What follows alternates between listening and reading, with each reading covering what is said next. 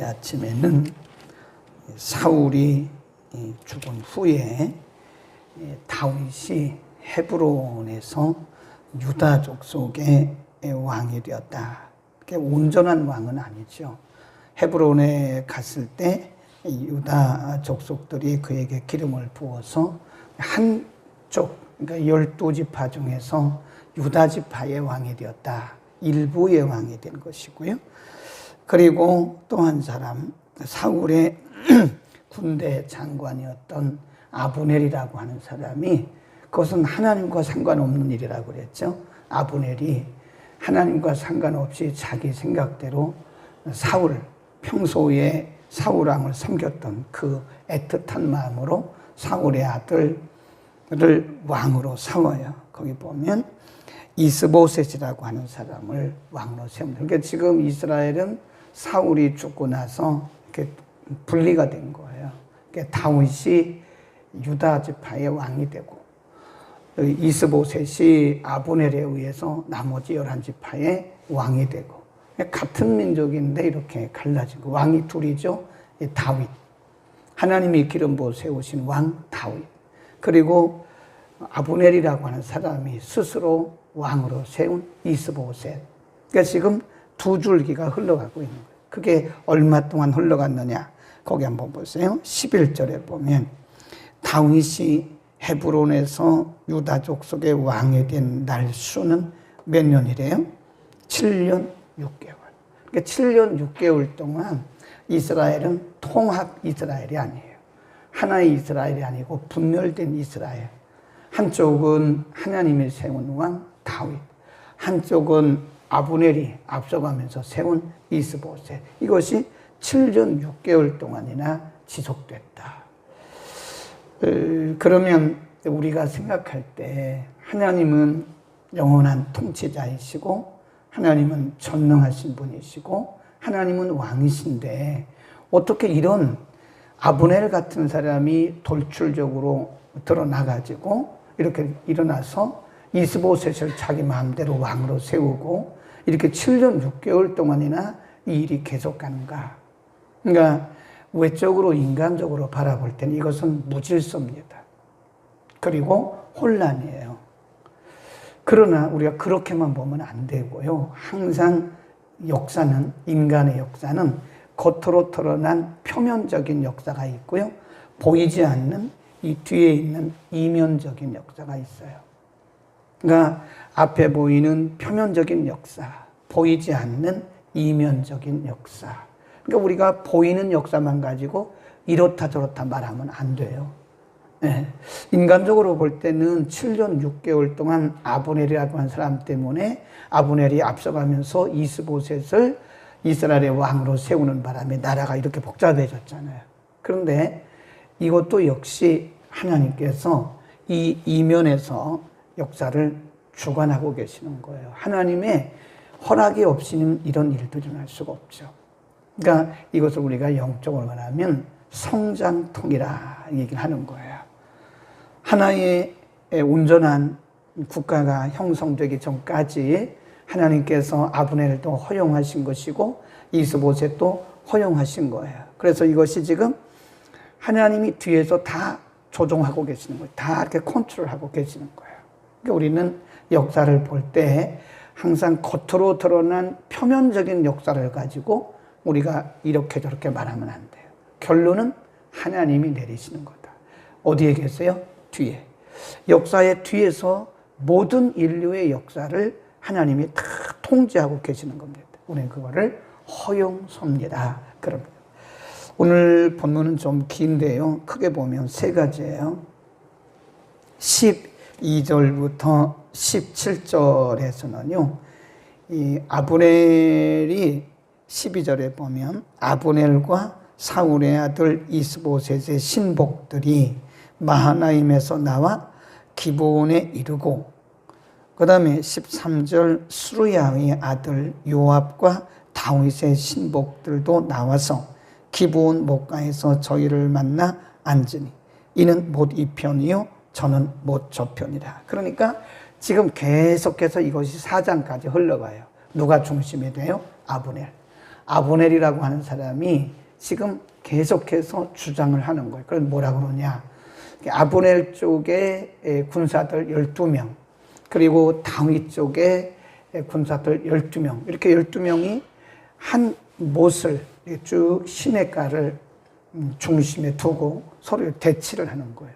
그 말하기를, 자, 우리가 이렇게 싸우지 말고 이쪽 편에서 12명의 소년들을 대표로 뽑아와라. 그리고 이쪽 편에서 소년들을 대표로 뽑아와라. 그래서 이렇게 말을 해요. 14절. 아브넬이 요압에게 이르되 청컨대 소년들로 일어나서 우리 앞에서 장난하게 하자. 요압이 가로되 일어나게 하자. 이게 서로 비슷한 사람들입니다. 그러니까 우리가 뭐 이렇게 결론적으로 싸우지 말고, 힘들게 싸우지 말고 12명 뽑아가지고 우리가 서로 이 소년들끼리, 청년들끼리 싸움을 하게 하자. 그래서 결국은 누가 이겼나? 17절에 보면 그날에 싸움이 심히 맹렬하더니 아브넬과 이스라엘 사람들이 다윗의 신복들 앞에서 이겼어요, 졌어요, 패했어요. 그래서 결국은 이쪽에 아브넬 쪽이 졌고요, 다윗 쪽이 이기게 돼요. 그러니까 18절에서 쭉 내려가 보면 23절까지 수르야의 세 아들 중에 요압이라고 하는 사람이 있어요. 그리고 아빗의 아사헬이 있었는데 아사헬의 발은 들로로 같이 빠르더라. 아사헬이 아브넬을 쫓아 달려가서 좌우로 치우치지 않고 아브넬의 뒤를 쫓아요. 그러니까 보니까 뭐 시간이 없으니까 설명을 하면, 이제 첫 번째 전쟁에서는 이쪽이 졌잖아요. 여기는 이제 대표가 누구냐면 요압입니다. 나중에 요압이라고 하는 사람이 다윗의 군대 장관이 돼요. 여기 있는 아브넬은 이미 사울왕의 군대 장관이었던 사람이에요. 이 둘이 지금 작전을 짜는 거예요. 그러니까 첫 번째 싸움에서 이쪽이 지고 요압이 이끄는 다윗 편이 이기잖아요. 그러니까 아브넬이 가만히 있을 수 없잖아요. 그래서 지금 이쪽에 있는 요압의 형제 중에 한 사람이, 거기 보면 이 아사헬이라고 하는 사람이 아브넬을 쫓아가요. 그러니까 아브넬이 왜 나를 쫓아오냐? 그러다가 나중에 아브넬 이쪽이 쏜 무기로 이쪽에 죽습니다. 아사헬이. 그런 내용이 거기 쭉 나와요. 23절. 저가 치우치기를 싫어하며 아브넬이 창 끝으로 그 배를 찌르니 창이 그 등을 꿰뚫고 나간지라. 곧 그곳에 엎드러져 죽음에 아사헬이 엎드러 아사헬이 죽었죠. 그래서 결국은 한쪽은 이쪽이 이겼고 한편은 이쪽이 이겼어요. 첫 번째 싸움에서는 아브넬 쪽이 이겼고 두 번째 싸움에서는 이쪽이 또 이기게 돼요.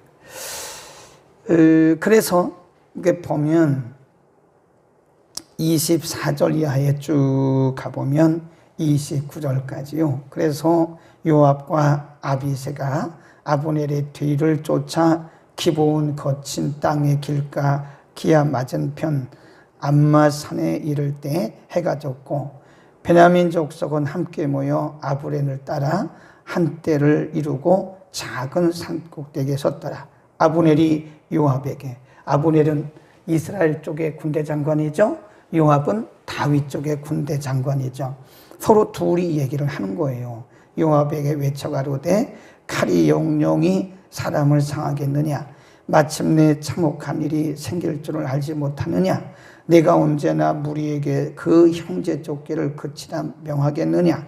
요압이 가로되 하나님이 사시거니와 내가 혼단의 말을 내지 아니하였다면 무리가 아침에 다 들어갔을 것이요 그 형제를 쫓지 아니하였으리라 하고 서로 지금 뭐 하고 있는 거죠?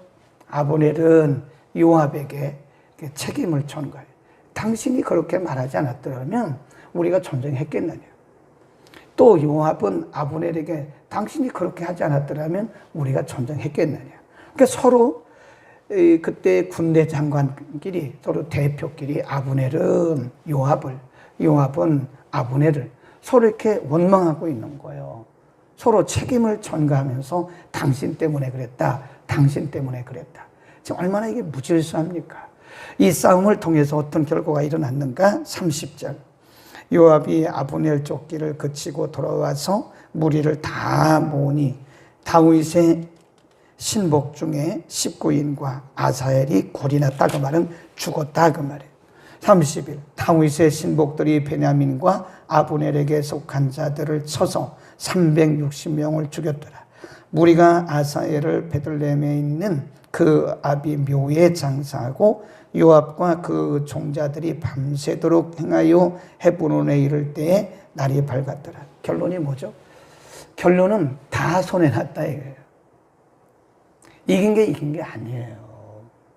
아브넬 쪽도 손해가 나고 사람이 죽고 다윗 쪽도 손해가 나고 죽고 결국은 형제 아닙니까? 동족끼리 싸운 거 아니에요? 이긴 게 아니다. 그러니까 형제끼리 싸우는 거는 같은 민족끼리 싸우는 것은 이긴 게 아닙니다. 다친 거예요.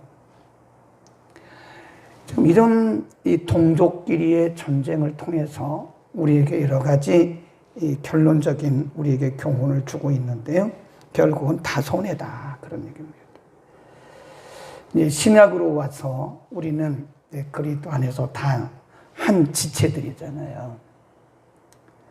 살다 보면 지체들 간에 우리들끼리 서로 뭐가 다를 수 있어요? 생각이 다를 수 있고 또 우리들끼리 우리의 관점이 다를 수 있어요. 그러나 우리는 한 분 그리스도 안에서 한 지체라고 해요. 지체. 우리 몸에 고린도후서 12장에 보면 그런 비유를 들어요. 우리 몸에 여러 가지 지체들이 있잖아요. 눈은 눈대로, 또 입은 입대로, 귀는 귀대로, 손은 손대로. 손 중에서도 손가락이 10개가 있지만 다 기능이 달라요. 이게 다 같은 게 아니거든요. 근데 이 중에 어떤 거 하나라도 다치면 전체 몸이 다 아픈 거예요. 이 아브넬이 이끄는 군대, 뭐 군대라 할 것도 없지만 일부의 사람들, 요압이 이끄는 이 다윗 편의 사람들 얼마나 맹렬하게 싸움을 했습니까? 한편은 이쪽이 이겼고 한편은 이쪽이 이겼어요. 그런데 32절에 결론적으로 말하기를 이쪽은 몇 명 죽었고 이쪽 몇 명 죽었고 결국은 다 손해 아닙니까? 이긴 게 아니다. 그러니까 우리가 그리스도 안에서 한 지체들이에요. 네. 예를 들어서 가정에서 부부가 이렇게 둘이 싸움을 하잖아요. 부부가 살다 보면 싸울 수도 있는 거죠. 그럼 누가 이깁니까? 이긴 게 어디 있어요? 다친 거죠. 결국은 싸우지 말라는 거 아닙니까? 교회 안에서도 이기고 질 게 없는 거예요. 우리 다 그리스도의 몸에 붙어 있는 지체들이에요. 네. 내 생각이 이겼다고. 그 이긴 게 아닙니다. 그리스도의 몸 안에서 우리는 서로 화합하고 하나 되는 게 그게 중요한 거지 결코 이긴 게 아닙니다. 진 거고 이단들만 더 이롭게 하는 것이다. 그래서 오늘 요압과 그리고 이쪽에 아브넬이 서로 싸웠지만 한편은 이쪽이 이기고 한편은 이쪽이 이겼지만 이건 이긴 게 아니다. 다진 거다. 결국은 31, 32절에서 이쪽 몇 명 죽었고 몇 명 죽었다 그러잖아요. 영적 전쟁에서 우리는 하나가 돼야 됩니다. 하나. 우리와 생각이 좀 다르고 우리의 관점이 좀 달라도 우리의 방향은 예수 그리스도 한 분입니다. 한 분. 그래서 우리가 다 같은 마음을 가지고 에베소서 4장에 보면 너희가 성령의 하나 되게 하신 것을 힘써서 지켜라. 힘써서 지킨다는 말은 내 생각과 내 뜻과 내 관점과 다를 수도 있다는 거예요. 사람들마다 다 사견이 있어요. 나라와 민족을 위해서, 국가 공동체를 위해서, 백성의 국태민안을 위해서 애쓰고 힘쓰는 그런 사람들이 없다. 오늘 본문을 보면서 이렇게 된 우리는 다 망하는 것 같다. 다 힘들다. 이러는 바람에 국가 경제가 바닥을 쳐가고 점점 인플레이션이 하늘을 찔러 올라가고 여기에다가 또 태풍은 와서 많은 사람들이 힘들어하고 얼마나 힘들어요.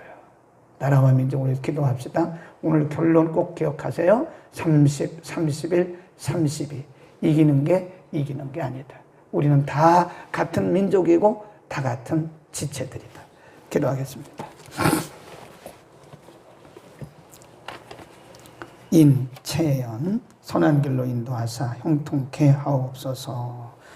헌금드렸습니다. 걸어가신 우리 아버지 사울왕이 죽은 이후에 하나님께서 기름 부어 세우신 다윗과 하나님과는 상관없이 아브넬의 생각대로 세운 이스보셋 측과 서로 싸우고 서로 전쟁하는 모습, 그러나 결국은 다 손해를 보고 많은 인명피해를 입었던 것을 오늘 우리가 상고했습니다. 한 민족이요 동족 간의 전쟁을 통해서 얻은 것은 결국 손해밖에 없었음을 우리가 압니다. 우리는 한 분 그리스도 안에서 다 한 몸에 붙어있는 지체들입니다. 우리의 생각, 우리의 방향, 또 우리의 관점이 다르다 할지라도 개인적인 생각, 방향, 관점을 다 내려놓고 우리가 한 분 예수 그리스도를 바라보며 한 목적으로 향해 달려갈 수 있도록 우리 모두를 축복하여 주옵소서.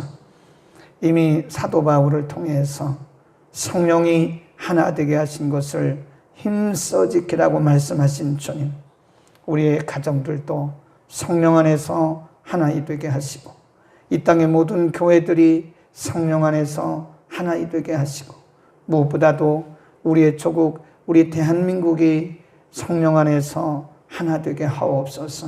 특별히 대통령 이하 100만 공직자들과 입법, 사법, 행정기관을 맡은 모든 이들에게 국가를 생각하는 마음, 하나님을 경외하는 마음, 백성들을 사랑하는 마음을 주셔서 이 민족이 이 마지막 때에 주의 복음을 전하는 나라로, 민족으로 하나님 앞에 온전히 쓰임받게 하옵소서. 우리가 서로 분쟁하고 싸울 때 이롭게 하는 것은 마귀밖에 없고 우리의 원수 마귀 그리고 이단밖에 없습니다. 우리 교회들이 모두 다 하나 되게 하시고 우리의 가정들이 모두 다 성령과 말씀 안에서 하나 되게 하옵소서. 우리 채연이 하나님 앞에 이렇게 귀한 물질 드렸습니다. 하나님의 선한 길로 사랑하는 딸을 인도하소서. 여기까지 인도하시고 축복하신 주님, 이제 여러 가지 계획을 하고 기도 중에 있습니다. 사람이 계획할지라도 그 길을, 그 걸음을 인도하시는 이는 하나님이시오니 하나님 가장 선한 길로 주의 딸을 인도하여 주옵소서. 예수 그리스도의 이름으로 기도드립니다. 아멘.